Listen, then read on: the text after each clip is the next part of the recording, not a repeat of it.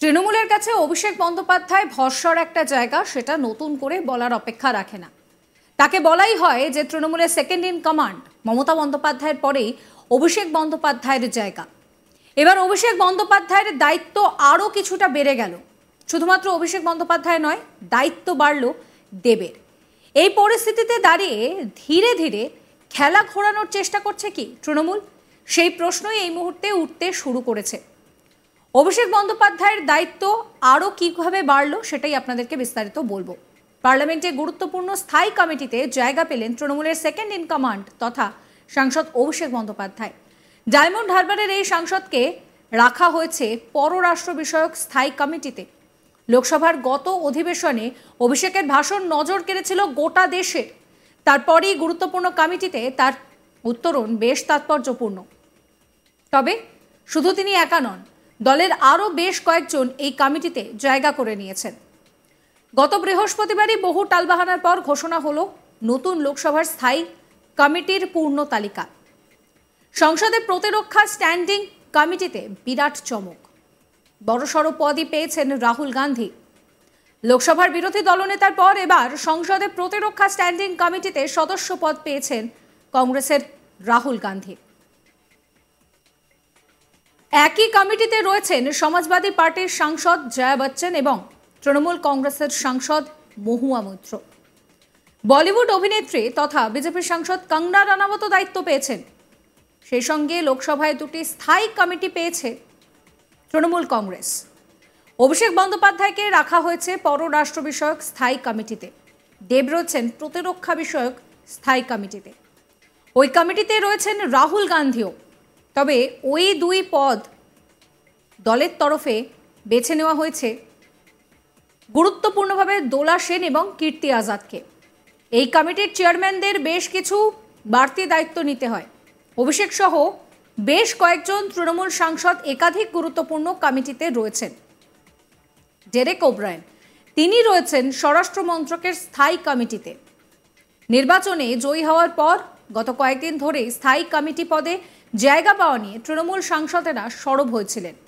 বাংলার শাসক দলের তরফে বলা হয়েছিল লোকসভা এবং রাজ্যসভার আসন মিলিয়ে তৃণমূলের সাংসদ সংখ্যা বেড়েছে। এই অবস্থায় তাদের বেশি সংখ্যক চেয়ারম্যান পদ দেওয়া হোক।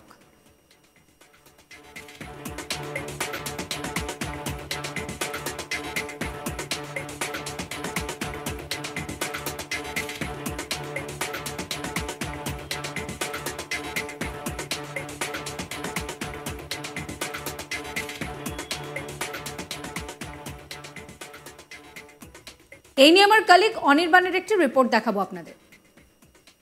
সংসদে স্থায়ী কমিটিতে গুরুত্বপূর্ণ পদ পেলেন তৃণমূলের সাংসদরা। এই মুহূর্তে দাঁড়িয়ে আমরা জানি যে নরেন্দ্র মোদীর সরকার, বিজেপি সরকার, এনডিএ সরকার এই মুহূর্তে রয়েছে সংসদ ভবনে এবং ঠিক তার পাশাপাশি এই মুহূর্তে কিন্তু গুরুত্বপূর্ণ পদ দেওয়া হলো তৃণমূল কংগ্রেসের সাংসদদের। কোথাও গিয়ে অভিষেক বন্দ্যোপাধ্যায় এবং তার পাশাপাশি দীপক অধিকারী ওরফে দেব, অভিনেতা এবং তার পাশাপাশি সাংসদ দেব, এই দুজনকে কিন্তু গুরুত্বপূর্ণ পদে এই মুহূর্তে রাখা হয়েছে সংসদের স্থায়ী কমিটিগুলিতে। এবং স্থায়ী কমিটিগুলিতে দুটি চেয়ারম্যানের পদ পেয়েছে তৃণমূল কংগ্রেস এবং তারই মধ্যে অবশ্যই দলের তরফ থেকে, তৃণমূল কংগ্রেসের তরফ থেকে দুটি নাম দেওয়া হয়েছিল এবং এক দোলা সেন এবং দুই কীর্তি আজাদ, এই দুজনকে স্থায়ী কমিটির চেয়ারম্যান পদ কিন্তু দেওয়া হয়েছে সংসদে। এবং তার পাশাপাশি অভিষেক বন্দ্যোপাধ্যায় এবং তার পাশাপাশি কিন্তু দেব সাংসদ, এনারা দুজন কিন্তু এই মুহূর্তে সংসদের স্থায়ী কমিটির বিশেষ পদ পেয়েছে। এবং মূলত আমরা দেখেছি যে কোথাও গিয়ে দিনের পর দিন কিন্তু অভিষেক বন্দ্যোপাধ্যায় তিনি আক্রমণ শানিয়েছেন বিরোধীদের এবং বিরোধীদের আক্রমণ শানানোর পাশাপাশি কিন্তু আমরা দেখেছি যে কোথাও গিয়ে বিরোধী একেবারে সংসদের ভিতরে সাংসদেদের মাঝে কিন্তু অভিষেক বন্দ্যোপাধ্যায় তিনি কিভাবে তার নিজের বক্তব্য রেখেছেন, তিনি কিভাবে তার নিজের ঝোড়ো বক্তব্যে একেবারে বলা যেতে পারে যে এনডিএ সরকারকে আক্রমণ শানিয়েছেন এবং সেটা কোথাও গিয়ে কি চোখে পড়ল এবং সে কারণেই কি সংসদের বিশেষ পদ পেলেন অভিষেক বন্দ্যোপাধ্যায়, সেটাও কিন্তু এই মুহূর্তে প্রশ্ন উঠতে শুরু করেছে। এবং তার পাশাপাশি দেব, তিনি কিন্তু দীপক অধিকারী ঘাটালের এমপি, এবং আমরা জানি যে তিনি ঘাটাল মাস্টার প্ল্যান নিয়ে বেশ উদ্যোগী রয়েছেন, এবং ঘাটাল যে মাস্টার প্ল্যান, সেই মাস্টার প্ল্যান তিনি খুব তাড়াতাড়ি করে ফেলবেন, এমনটা কিন্তু ঘাটালের মানুষজনকে তিনি বলেছেন।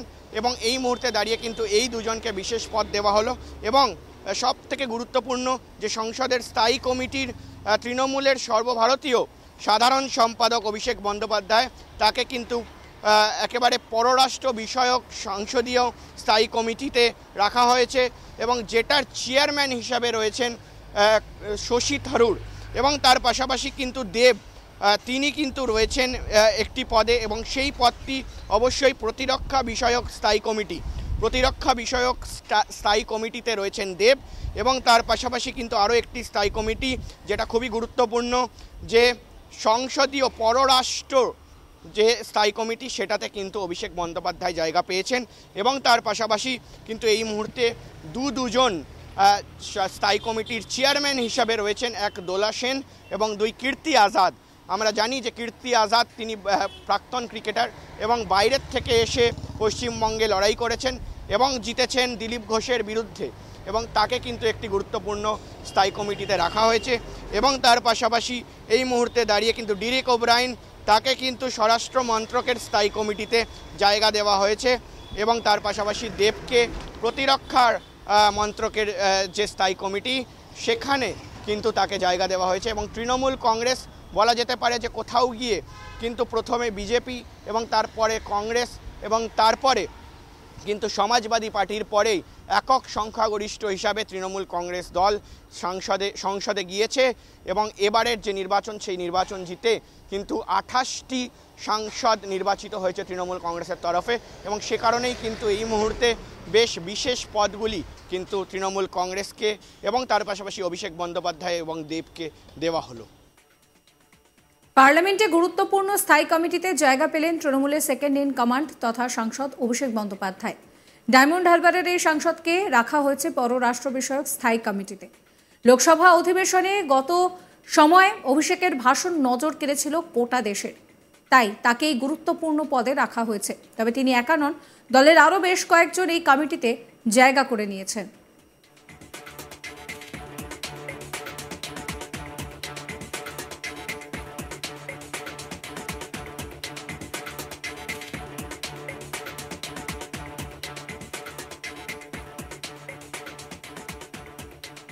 সাবস্ক্রাইব করবেন আজ তাক বাংলার ইউটিউব চ্যানেলকে, ফলো করতে ভুলবেন না হোয়াটসঅ্যাপ চ্যানেলও।